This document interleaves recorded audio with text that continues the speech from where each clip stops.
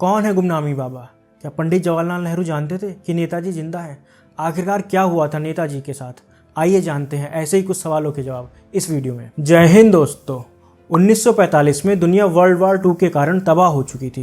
Italy और Nazi German हार चुके थे। एक्सिस पावर की तरफ से अगर कोई लड़ रहा था तो वो था जापान, जिसको एलाइड फोर्सेस ने चारों तरफ से घेर रखा था, जिसके अंदर थे अमेरिका, ब्रिटेन और सोवियत यूनियन। और यही जापान मदद कर रहा था इंडिया के एक बहादुर और वीर आदमी की, जो कि भारत की आज़ादी की लड़ाई में ब्रिटिश सरकार के खिलाफ जा रहा था, वो भी गांधी और इंडियन नेशनल कांग्रेस की हेल्प के बिना।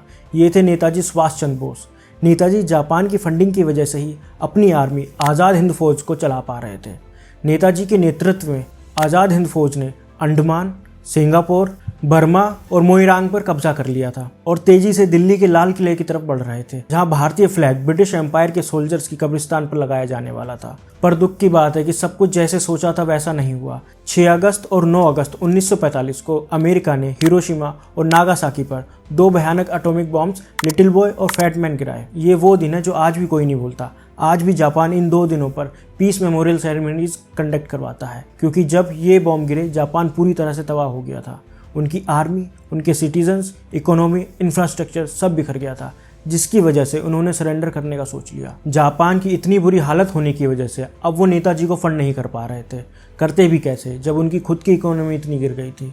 पर नेताजी ने पहले ही फैसला कर लिया था कि वो अपने सैनिकों के साथ या जापान के साथ सरेंडर नहीं करेंगे। बेशक जापान अब उनकी मदद नहीं कर पा रहा था, पर जब तक वो कर सकता था उसने किया, जिसकी वजह से नेताजी ने सोचा था कि वो खुद जापान जाएंगे, उनका धन्यवाद करेंगे और उसके बाद वो मंचूरिया जाएंगे, जो कि अभी भी जापान के कंट्रोल में था। वहाँ जाने के बाद वो उसे अपना बेस बनाएंगे, क्योंकि उन्हें पता था बेशक ये अभी भी जापान के अंडर है, पर जल्द ही मंचूरिया को सोवियत यूनियन अपने अंडर फिर से ले लेगा। उस समय सोवियत यूनियन बेशक एलाइड फोर्सेस में ब्रिटिश के साथ टीम अप करके लड़ रहा था, पर आइडियोलॉजी प्रॉब्लम्स की वजह से यूएसएसआर एंटी ब्रिटिश बनने लगा था, जिसकी वजह से नेताजी को ये परफेक्ट लोकेशन लगी। इसलिए 16 अगस्त को नेताजी ने अपने कुछ मेंबर्स के साथ में शायगन वियतनाम के लिए निकलने का फैसला किया।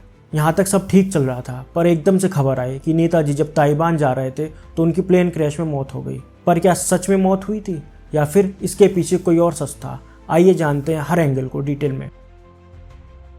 नेताजी की मौत एक पहेली बनकर रह गई है, जिसमें हर किसी की अपनी ही एक अलग राय है, पर किसी को ये नहीं पता कि सच क्या है। कुछ लोगों का मानना है कि शायगन एयरपोर्ट पर एक मित्सुबिशी KI-21 हैवी बॉम्बर, जिसे एलाइज द्वारा सैली नाम दिया गया था, नेताजी और उनके लोगों के लिए इंतजार कर रहा था। नेताजी के अलावा INA इंडियन नेशनल आर्मी के ग्रुप में उनके सेक्रेटरी कर्नल हबीबुर रहमान, उनके कैबिनेट मिनिस्टर S.A. अय्यर, उनके पुराने साथी मेजर आबिद हसन और 3 और लोग थे। उन्हें हैरानी हुई जब उन्हें ये पता चला कि बस एक ही INA यात्री की जगह प्लेन में है। नेताजी ने शिकायत की। उनकी शिकायत को सुनकर वहाँ के हेड ने जल्दी से ही एक और सीट अरेंज करवाई। नेताजी ने हबीबुर रहमान को अपने साथ जाने के लिए चुना। बाकियों को ये बोला कि तुम सब बाद में साथ में आना। प्लेन में 13 लोग थे, जिसमें लेफ्टिनेंट जनरल सुनामाशा शिदेई भी थे। वियतनाम में रात गुजारने के बाद अगस्त 18 को विमान थाई होकू फोर्मोसा, अब जिसे ताइपी ताइवान के नाम से जाना जाता है, में रिफ्यूल कराने के लिए पहुंचा। उधर से फिर उड़ान भरने के कुछ पल बाद यात्रियों ने एक जोर का धमाका सुना। ग्राउंड क्रू ने देखा कि पोर्ट साइड इंजन गिर गया है। सब लोग घबराने लगे और देखते ही देखते प्लेन क्रैश हो गया। पायलट्स और लेफ्टिनेंट जनरल शिदेई तुरंत ही मारे गए। कर्नल रहमान को थोड़ी बहुत चोट आई, पर ज़्यादा गंभीर मामला नहीं था। नेताजी बच गए थे, लेकिन उनके पेट्रोल से भीगे कपड़े आग की लपटों में आ गए थे और वो इतने जल गए कि जिन लोगों ने उन्हें वहाँ जलते हुए देखा, उन्होंने उन्हें ह्यूमन टॉर्च का नाम दे दिया। जब प्लेन क्रैश की खबर एयरपोर्ट पहुंची तो उन्होंने जल्द ही एक टीम भेजने की कोशिश करी। एयरपोर्ट के स्टाफ ने लगभग 3 बजे डॉक्टर तानेयोशी योशिमी को बुलाया, जो हॉस्पिटल के सर्जन इंचार्ज थे। जब वो हॉस्पिटल पहुंचे, नेताजी होश में थे। नेताजी के शरीर पे कोई कपड़ा नहीं था, एक चादर उनके आसपास लपेट रखी थी।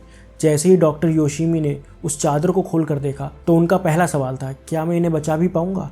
नेताजी के शरीर पर 3rd डिग्री बर्न थे, खास करके उनके चेस्ट पे। ऑपरेशन के बाद नेताजी कोमा में चले गए और कुछ ही घंटों बाद शनिवार 18 अगस्त 1945 को उन्हें मृत घोषित कर दिया गया।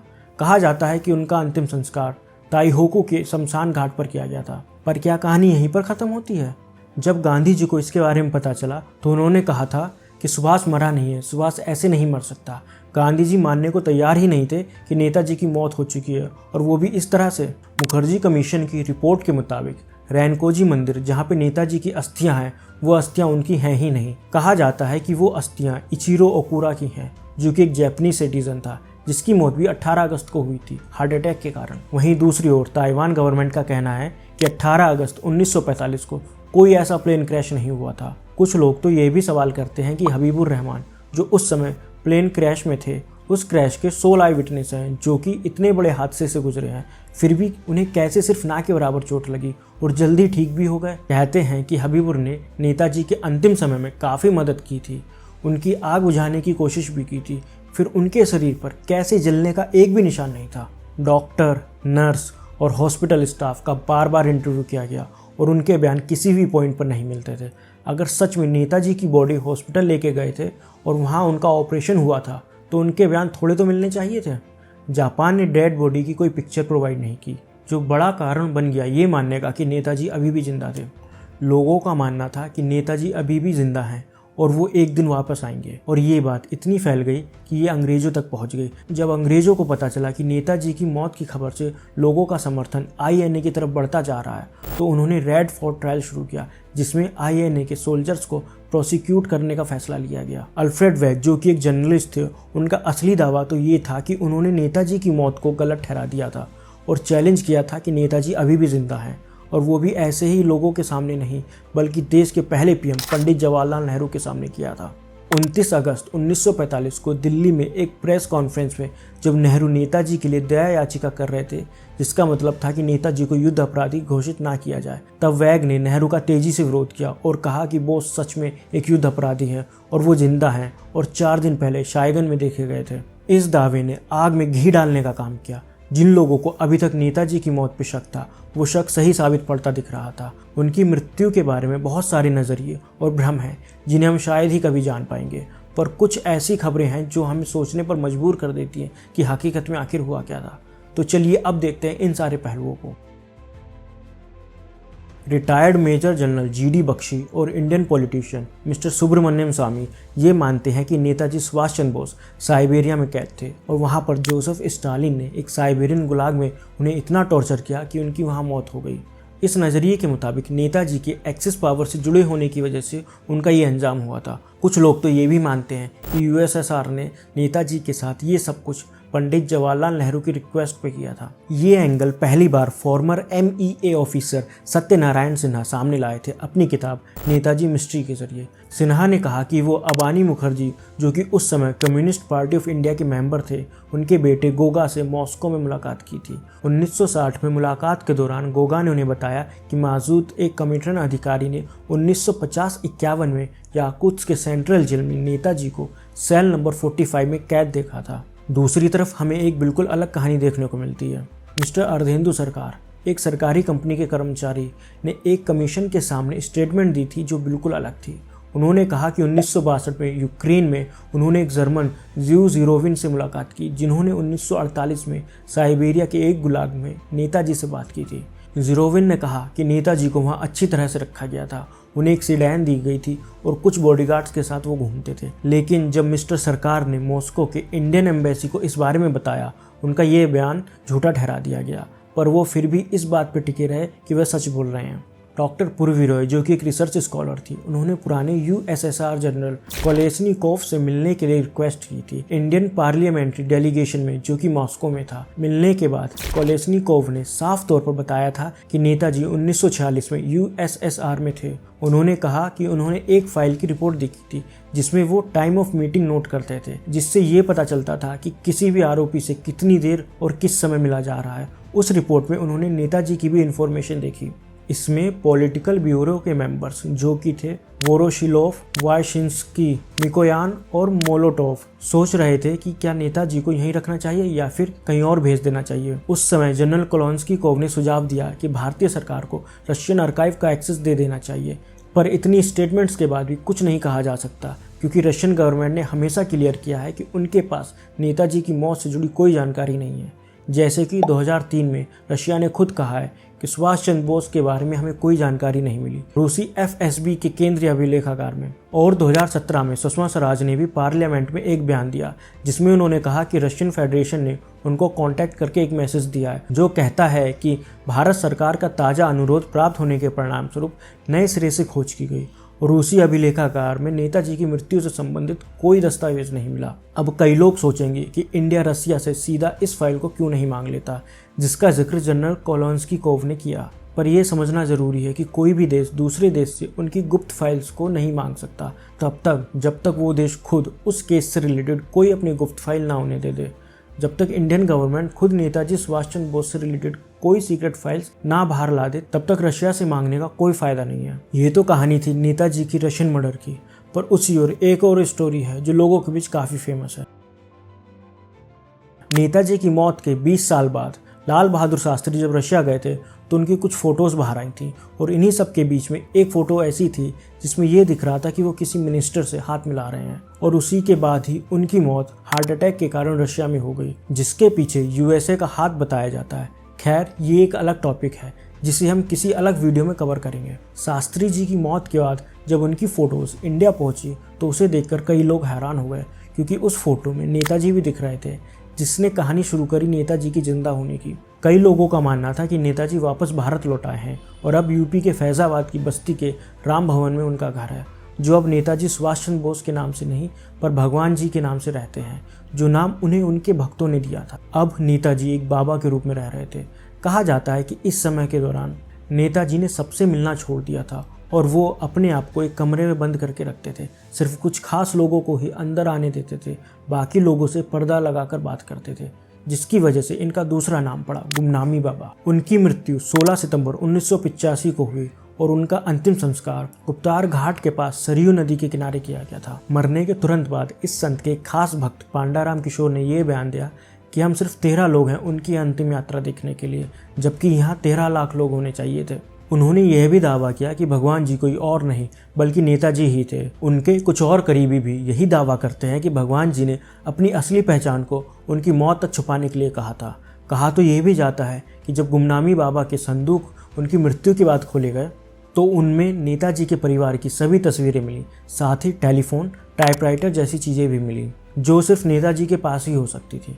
ऐसे कई और प्रूफ मिले जिससे लोग कन्विंस हो रहे थे कि यही नेताजी हैं, जैसे कि उनका बिहेवियर और हैबिट्स बिल्कुल नेताजी जैसे थे, जैसे कि अलग अलग किताबों के पन्नों के नीचे छोटे से कॉलम बनाना, लेटर्स में इंपॉर्टेंट वर्ड्स और सेंटेंस को कर्ली ब्रैकेट्स की मदद से हाईलाइट करना।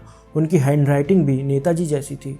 उन्हें हिस्ट्री, ज्योग्राफी, पॉलिटिक्स और स्पिरिचुअलिटी की काफ़ी नॉलेज थी, बिल्कुल नेताजी की तरह। उन्होंने खुद ये बताया था कि वो हिमालय की तरफ से मानसरोवर लेक क्रॉस करके भारत आए थे और साथ ही कुछ जर्मन और जापानीज सोल्जर भी वहाँ तक उन्हें छोड़ने आए थे। जितने भी लोगों ने उन्हें देखा उनका यही मानना था कि वो नेताजी ही हैं, बस वो लोगों के सामने नहीं आना चाहते थे, क्योंकि उनका कहना था कि वो यूएसएसआर में सिर्फ पंडित नेहरू की वजह से फंसे थे।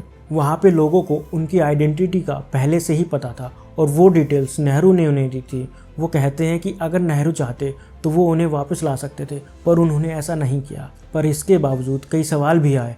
कई लोग ये सोचते हैं कि एक आदमी जो अकेला गांधी और पूरे कांग्रेस वर्किंग कमेटी को चैलेंज करने का दम रखता था, दूसरी कंट्रीज़ में जाके अपनी आर्मी खड़ी करने की बात करता था, जिसने इतने बड़े बड़े फ्रीडम फाइटर्स को इंस्पायर किया, ब्रिटिश राज के खिलाफ गया और अपनी धरती माँ के लिए सबसे लड़ा, वैसा इंसान इतने लंबे समय तक चुपचाप क्यों बैठा रहेगा? क्यों उन्होंने सामने आकर देश को नहीं दिखाया कि वो अभी भी जिंदा है? एक ऐसा नेता जो इतने लोगों की इंस्पिरेशन था, जो शेर की तरह दहाड़ता था, अब वो डर के क्यों बैठ गया है? और इसका जवाब भी भगवान जी ने दिया था। उनकी हमेशा यह शिकायत थी कि कांग्रेस के लोग इंडिपेंडेंस की सिर्फ मांग करते हैं। वो कहते थे कि उन्होंने इंडिपेंडेंस को एक भीख के कटोरे में पाया है, हक से नहीं।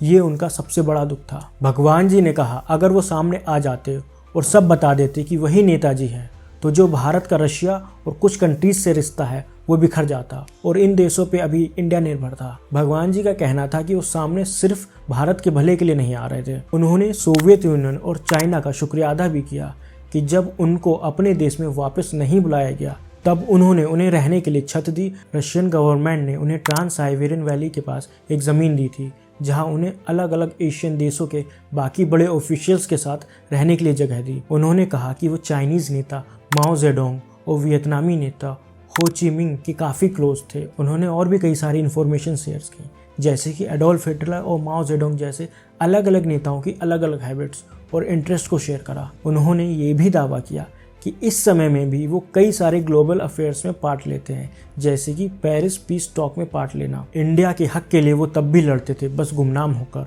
और फिर कुछ समय बाद तिब्बत में उन्होंने संन्यास ले लिया। बेशक ऐसे कई प्रूफ हैं जिससे ये साबित होता है कि गुमनामी बाबा ही नेताजी थे, और जब तक गवर्नमेंट नेताजी से रिलेटेड कोई ऑफिशियल पेपर्स ना शो कर दे तब तक कोई कुछ नहीं कह सकता। अब ये तो किसी को नहीं पता कि असलियत में नेताजी के साथ क्या हुआ था, पर इतना ज़रूर कह सकते हैं कि कुछ तो ऐसा है जो आम जनता से छुपाया गया था।